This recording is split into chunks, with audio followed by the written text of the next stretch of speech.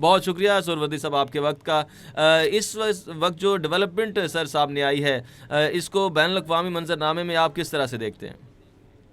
سب سے پہلے تو بہت شکریہ مجھے اپنے ٹی وی چینل پر لینے کا. دیکھیے یہ معاملات ایک خاص سبجیکٹ ہے انٹرنیشنل ریلیشنز کا جسے کہتے ہیں نیگوسیشن اینڈ کانفلکٹ ریزولوشن.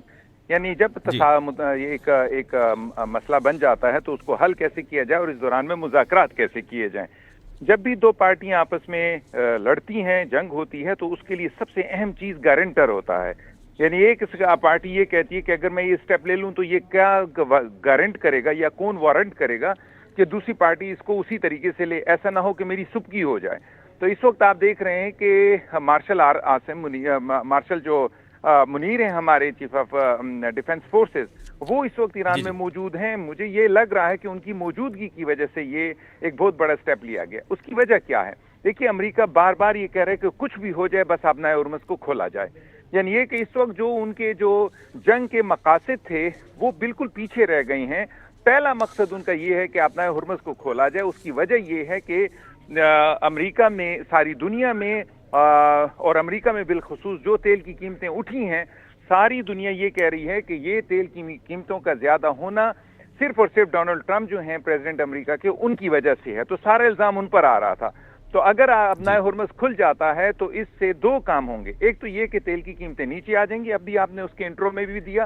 اور دوسری اہم چیز یہ ہے کہ یہ بریکنگ دا آئس، جو برف پگھلنے کی طرف ایک بہت بڑا سٹیپ ہوگا.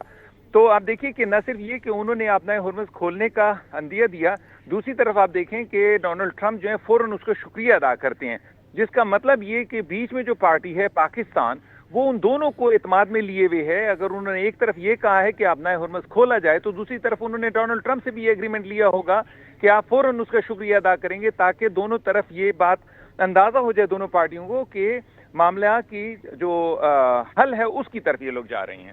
تو میرا یہ خیال ہے کہ یہ جو ڈیولپمنٹ ہوئی ہے بڑی خوش آئند ہے. اس سے ثابت ہو رہا ہے کہ جو سیکنڈ فیز ہے مذاکرات کا وہ کامیاب ہوگا، جس کا فردر مطلب یہ ہوا کہ اس وقت وہ ٹرمز فائنل ہو رہی ہیں کہ جس کے تحت دونوں ملک کے صدور جو ہیں وہ اسلام آباد میں آنے والے ہیں اور یہاں پر ایک تاریخی معاہدہ ہوگا. یہ تاریخی معاہدہ آپ بالکل اسی طرح کا لے لیجئے جیسے کہ ڈیٹن پیس ایگریمنٹ ہوتا ہے، جیسے کہ کیمپ ڈیوڈ ایکارڈ ہوتا ہے، اسی طریقے کا ہوگا جو کہ آپ کو اسلام آباد میں آئندہ آنے والے وقتوں میں نظر آئے گا. اچھا حسین سعید سہروردی صاحب، یہ بتا دیجیے گا کہ پاکستان کے کردار کو آپ اس پورے ایپیسوڈ میں جو ہے اس اہم ڈیولپمنٹ میں، خاص طور پر جب ہم بات کر رہے ہیں تو اس اہم ڈیولپمنٹ میں جو ہے آپ پاکستان کو کہاں دیکھتے ہیں؟ پاکستان نے اپنا سفارتی کردار خاص طور پر بات کریں تو کس طرح سے نبھایا؟ دیکھیے پہلے راؤنڈ میں تو پورا کا پورا سب کو نظر آ رہا تھا کہ پاکستان نے ہی دونوں پارٹیوں کو مجبور کیا کہ وہ اسلام آباد آئیں. پاکستان نے اس لحاظ سے ہم جو ایک انٹرنیشنل ریلیشنز کی ٹرمینالوجی ہے ایک کہ ہم نے گڈ آفیسز پرووائڈ کیے، ہم نے میڈیٹر کے طور پر، ثالثی کے طور پر کردار ادا کیا، اور ساتھ میں دونوں پارٹیوں کو ایک گڈ ول گیسچر شو کرنے کی بھی کوشش کی. اب دیکھیں نا، دونوں پارٹیز کو سرینا ہوٹل میں ٹھہرانا، ایک ونگ میں ایک کو، دوسرے ونگ میں دوسرے کو، ان کو پہلے علیحدہ علیحدہ بات چیت کرنا، پھر ان کو ایسے کوریڈور سے گزارنا جس سے کہ ان کی ایک دوسرے کے اوپر نظر پڑتی ہے.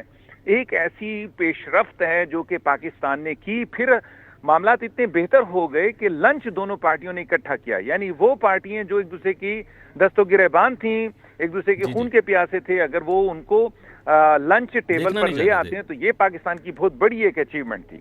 تو اس کے بعد اب اس وقت آپ دیکھ لیجئے کہ کیا ہے. تو پاکستان کے وزیر اعظم ایک بڑے اہم دورے پر 3 ملکوں کے ہیں اور وہ تینوں ملکوں کو آن بورڈ لے رہے ہیں کہ ایک تاریخی جو معاہدہ ہم کرانے جا رہے ہیں اس میں وہ کس حد تک سپورٹ میں ہیں. دوسری طرف جو عاصم منیر ہیں پاکستان کے جو چیف آف ڈیفنس فورسز، وہ ایران میں موجود ہیں اور وہ وہاں پر پوری کوشش کر رہے ہیں کہ کس طریقے سے وہ اعتماد کی فضا بحال کریں، جو کہ ایرانی کسی صورت میں بھی اعتماد کرنے کو امریکیوں پہ تیار نہیں ہیں. انہوں نے، ان کا جب ڈیلیگیشن اسلام آباد آیا تو بار بار یہ کہہ رہے تھے کہ ہم ایران پر اعتماد نہیں، امریکہ پر اعتماد نہیں کر سکتے کیونکہ اس نے مسلسل ہمیں دھوکہ دیا. وہ کہتے ہیں 2015 میں ہماری نیوکلیئر ڈیل ہوئی، پھر ڈونلڈ ٹرمپ آئے تو انہوں نے اس کو ختم کر دیا. وہ کہتے ہیں کہ پچھلے سال یہ آئے تھے نیوکلیئر ویپن تباہ کرنے کے لیے، ہمارے اوپر حملہ ہوا. اس سال پھر نیوکلیئر ویپن تباہ کرنے کے لیے آئے اور ایک دفعہ پھر ہم پر حملہ ہوا. تو یہ بار بار ہم پر حملے ہونا، ہم امریکہ پر اعتماد نہیں کر، یہ اعتماد کی فضا برقرار بحال کرنا پاکستان کی سفارتکاری کا ایک طرح امتیاز ہے جو کہ تاریخ میں بڑے سنہرے الفاظ میں لکھا جائے گا۔ حسین شہید سہروردی صاحب، ایک اور سوال کا جواب دے دیجیے گا کہ یہ جو آبنائے ہرمز کھل چکی ہے، اسٹریٹ آف ہرمز جو ہے، اس کے کھلنے سے انفلیشن کو کہاں دیکھتے ہیں؟ انفلیشن میں کمی ہوگی اور تیل کی قیمتیں جو ہیں آپ کیا سمجھتے ہیں کہ کس حد تک نیچے آ جائیں گی؟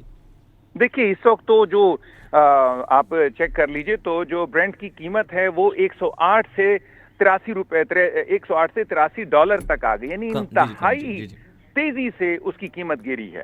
تو یہ واضح طور پر بتا رہا، اور پھر یہ ذہن میں رکھیں کہ دنیا میں جب بھی مہنگائی ہوتی ہے تو اس کی بنیادی وجہ جو ہے وہ تیل کی قیمتیں ہیں۔ لازمات جو ترسیل ہو رہی ہے جن بھی پروڈکٹس کی، تو اس میں تو تیل ہی استعمال ہو رہا ہے۔ تو چاہے اگر آپ وہ کراچی سے خیبر تک لے کر آ رہے ہیں کوئی پروڈکٹ، یا دوسرے ملک سے پاکستان لا رہے ہیں، یا پاکستان سے کسی دوسرے ملک کے جا رہے ہیں، تو جو فریٹ چارجز ہیں، جو خرچے جو لانے لے جانے کے ہیں، وہ پیورلی پیٹرول کی قیمتوں پر ڈیپینڈ کرتے ہیں۔ تو میرا یہ خیال ہے کہ آج کے دن سے ہی آپ کو جو انفلیشن پیدا ہوا تھا پچھلے 1.5 مہینے میں، اس میں ایک جی جی ڈراسٹک کمی نظر آئے گی۔ تمام پروڈکٹس کی قیمتوں میں کمی آئے گی، کرایوں میں کمی آئے گی، جو بین الاقوامی جو جہاز کے جو سفر تھے اس میں جو قیمتیں بڑھی تھیں ان میں بھی آپ کو ایک زبردست قسم کی کمی دیکھنے کو ملے گی۔